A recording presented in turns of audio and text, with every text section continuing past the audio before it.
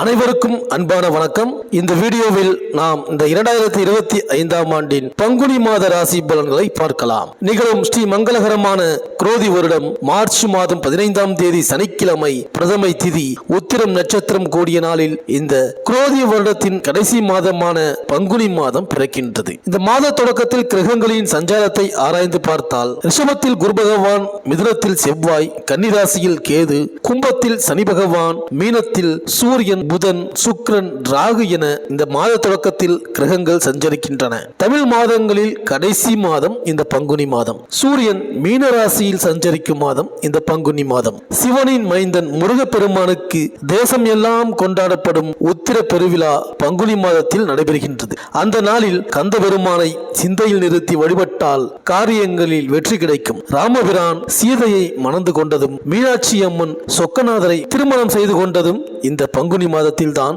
தெய்வ திருமணங்கள் நடைபெற்ற நாள் பங்குனி உத்திர திருநாள். அந்த இனிய நாள் இந்த வருடம் பங்குனி மாதம் 28ஆம் தேதி, அதாவது 11/4/2025 வெள்ளிக்கிழமை அன்று வருகின்றது. அன்றைய தினம் முருகப்பெருமானை முறையாக வழிபட்டால் தங்கு தடைகள் தானாக விலகும், மங்கள நிகழ்ச்சிகள் மனையில் நடைபெறும். மேலும் ஒருவரது ஜாதகத்தில் செவ்வாய் 2, 4, 7, 8, 12 ஆகிய இடங்களில் இருந்தால் செவ்வாய் தோஷம் என்று கருதப்படுகின்றது.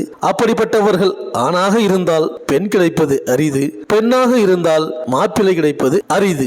செவ்வாய்க்கு உரிய தலங்களை தேர்ந்தெடுத்து சென்று வழிபட்டு வருவதோடு சுய ஜாதகத்தில் பாதசார அடிப்படையில் தேர்ந்தெடுத்து தெய்வ வழிபாடுகளை மேற்கொண்டு செவ்வாய்க்கிழமை தோறும் முருகப்பெருமானையும் முறையாக வழிபட்டு வந்தால் முத்தான வாழ்க்கை அமையும். செவ்வாய் தோஷத்தை கூட சந்தோஷமாக மாற்றுகிற ஆற்றல் இந்த பங்குனி உத்திரத்திற்கு உண்டு. மேலும் இந்த பங்குனி மாதம் 4ஆம் தேதி புதன் கும்பராசியில் வக்ரமாகின்றார். 15ஆம் தேதி திருக்கணித பஞ்சாங்கப்படி சனி பகவான் கும்பராசியிலிருந்து மீனராசிக்கு பயிற்சியாகின்றார். சனி பயிற்சி நடக்கின்றது.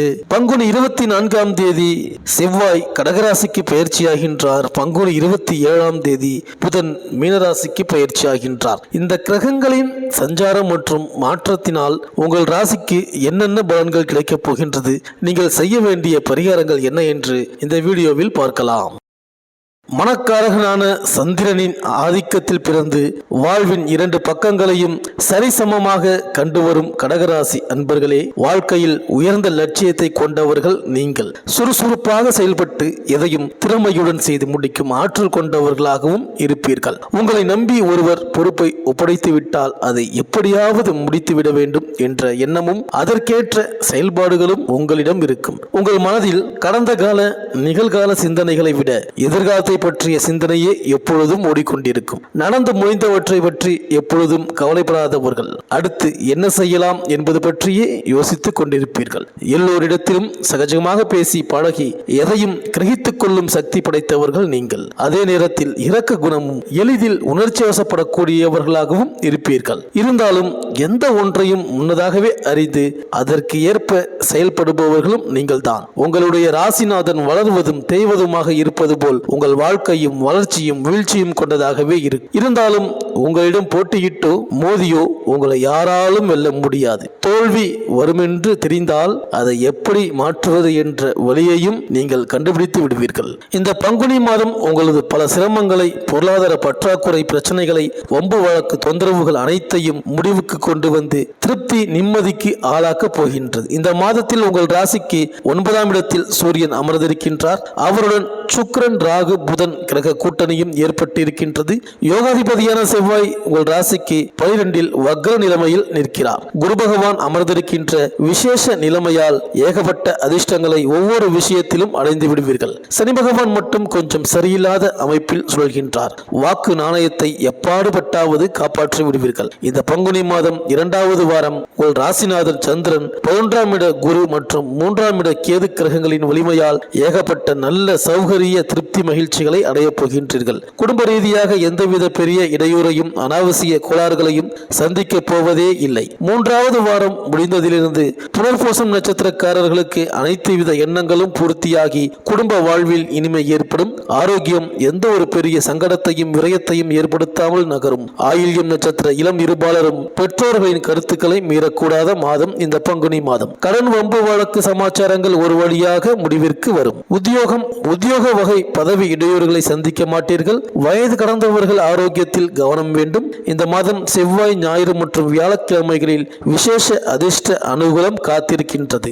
மாத தொடக்கத்திலேயே மீனராசியில் புதன் நீச்சம் பெற்றும் வக்ரம் பெற்றும் சஞ்சரிக்கிறார். விரையாதிபதி புதன் பலம் இழந்திருப்பது நன்மைதான். எனவே விரயத்திற்கு ஏற்ற வருமானம் வந்து சேரும். இடமாற்றம், வீடு மாற்றம், உத்தியோக மாற்றம் போன்றவை எதிர்பாராத விதத்தில் வரலாம். அலுவலக பணிகளில் கொஞ்சம் தாமதம் ஏற்படும். தாயின் உடல் நலத்தில் கவனம் தேவை. வாங்கிய சொத்துக்களால் பிரச்சனைகள் ஏற்படலாம். மாமன் மைத்துனர் வழியில் எதிர்பாராத விரயம் உண்டு. மங்கள நிகழ்ச்சிகளில் தடைகள் ஏற்படாமல் இருக்க புதனுக்குரிய சிறப்பு வழிபாடுகளை மேற்கொள்ளுங்கள். மேலும் மீனத்தில் உள்ள புதன் பங்குனி 4ஆம் தேதி வக்ர இயக்கத்தில் கும்பராசிக்கு வருகிறார். உங்கள் ராசிக்கு 3, 12 ஆகிய இடங்களுக்கு அதிபதியானவர் புதன். 12க்கு அதிபதியான அவர் அஷ்டமத்தில் மறைவது அற்புதமான நேரம். கெட்டவன் கெட்டிடில் கிட்டிடும் ராஜயோகம் என்பதற்கு ஏற்ப எதிர்பாராத சில நல்ல வாய்ப்புகள் உங்களை தேடி வந்து சேரும். இல்லம் கட்டி குடியேறுவது அல்லது கட்டிய வீட்டை பழுது பார்ப்பது போன்றவற்றில் கவனம் செலுத்துவீர்கள். விரயங்கள் சுப விரயமாக மாறும். கல்விக்காகவோ கலை சம்பந்தப்பட்ட வகையிலோ செய்த முயற்சி வெற்றி பெறும். பொது வாழ்வில் ஏற்பட்ட வீண் பழி அகலும். உத்தியோகத்தில் உள்ளவர்களுக்கு புதிய பொறுப்புகள் கிடைக்கும். மேலும் மீனத்தில் சஞ்சரிக்கும் சுக்கிரன் இந்த மாதம் முழுவதும் வக்ரம் பெற்று சஞ்சரிக்கிறார். உங்கள் ராசியை பொறுத்தவரை சுக லாபாதிபதியாக விளங்குபவர் சுக்கிரன். அவர் வக்ரம் பெறும் இந்த நேரத்தில் உடல் நலனில் கவனம் தேவை. ஜீரண தொல்லைகளும் இனம் புரியாத கவலைகளும் மேலோங்கும். எந்த ஒரு விஷயத்திலும் தீர்க்கமாக முடிவெடுக்க இயலாது. குடும்ப பிரச்சனையை சமாளிக்க வேண்டிய சூழல் உருவாகும். அரசியல் களத்தில் உள்ளவர்களுக்கு திடீரென பொறுப்புகள் மாற்றப்படலாம். மக்கள் செல்வாக்கை தக்க வைத்துக் கொள்வது நல்லது. மேலும் உங்கள் ராசிக்கு யோகாதிபதியானவர் செவ்வாய். அவர் பங்குனி 24ஆம் தேதி உங்கள் ராசியிலேயே நீச்சம் பெற்று வலிமை இழக்கின்றார். இந்த காலத்தில் தைரியமும் தன்னம்பிக்கையும் குறையும். மாற்று கருத்துடையோரின் எண்ணிக்கை அதிகரிக்கும். நினைத்ததை நினைத்தபடி செய்ய இயலாது. நீண்ட காலமாக நடைபெற்று வந்த வழக்குகள் மேலும் தாமதத்தை சந்திக்கும். வாகன மாற்றம், இடமாற்றம், ஊர் மாற்றம் செய்யலாமா என்று சிந்திப்பீர்கள். உத்தியோகத்தில் மேல் அதிகாரிகளின் ஆதரவு திருப்தி தராது. மேலும் உங்கள் ராசிக்கு 7க்கும் 8க்கும் அதிபதியான சனி பகவான் இதுவரை உங்கள் ராசிக்கு ஆயுள் ஸ்தானம், அஷ்டமஸ்தானம் எனும் 8ஆம் வீட்டிலிருந்து உங்களுக்கு பல்வேறு இடர்பாடுகளை உண்டாக்கி வந்தார். இந்த நிலையில் பங்குனி 15ஆம் தேதி அதாவது 29/3/2025 முதல் திரு கணித பஞ்சாங்கப்படி உங்கள் ராசிக்கு 9ஆம் இடமான பாக்கியஸ்தானத்தில் சஞ்சரிக்கப் போகின்றார். உங்கள் ராசியான கடகத்திற்கு சனி பகவான் சப்தமாதிபதியாகவும் அஷ்டமாதிபதியாகவும் விளங்குகின்றார். பகையானவர் அஷ்டமாதிபதி என்பதால் அவர் பாதகமான பலன் வழங்கி விடுவாரா என்ற கேள்வியும் உங்களுக்கு இருக்கும். பொதுவாக கிரகங்கள் ஒரு ஜாதகத்தில் எந்த நிலையில் சஞ்சரித்தாலும் சரி, கோச்சார ரீதியாக ஒரு ராசிக்குள் சஞ்சரிக்கும் போது அந்த இடத்திற்குரிய பலன்களை அவரவரின் பூர்வ புண்ணியங்களுக்கு ஏற்ப வழங்குவார். சனி பகவான் 9ஆம் இடத்தில் சஞ்சரிக்கும் காலத்தில் தொழிலில் இருந்த தடைகள் அகலும். முயற்சிகளில் உண்டான தோல்விகள் விலகும். வருமானம் தடைபட்டிருந்த நிலை மாறும். பகைவர்களின் தொல்லைகள் அகலும். அவர்களை வெற்றி கொள்ளும் நிலை உண்டாகும். உறவினர்களிடமும் நண்பர்களிடமும் உண்டாகியிருந்த மனக்கசப்பு அகலும். புதிய சொத்து சேரும். தந்தையின் ஆரோக்கியம் சீராகும். ஒரு சிலர் தந்தையின் தொழிலை மேற்கொண்டு ஆதாயம் அடைவீர்கள். பொதுவாகவே பாக்கியஸ்தானத்தில் சஞ்சரிக்கின்ற சனி பகவான் யோகமான பலன்களை வழங்கிடக் கூடியவர். 12 ராசிகளில் அவர் சஞ்சரிக்கும் காலங்களில் 9ஆம் இடத்தில் அவர் சஞ்சரிக்கும் போதுதான் மிகவும் யோகமான பலன்களை வழங்குவார். வாழ்க்கையில் புதிய பாதையை காட்டுவார். நிலைத்த செல்வாக்கையும் நீள் புகழையும் ஜாதகருக்கு வழங்குவார். இந்த கடகராசி அன்பர்கள் ஒரு முறை திங்களூர் சென்று கைலாசநாதரையும் சந்திர பகவானையும் வணங்கி வழிபட்டு வாருங்கள். எல்லாம் நன்மைகளே நடக்கும். இந்த வீடியோ உங்களுக்கு பிடிச்சிருந்தா லைக் பண்ணுங்கள், உங்கள் ஃப்ரெண்ட்ஸ்களுக்கு ஷேர் பண்ணுங்கள். நம்ம சேனலை தொடர்ந்து பார்க்க மறக்காமல் சப்ஸ்கிரைப் பண்ணுங்கள்.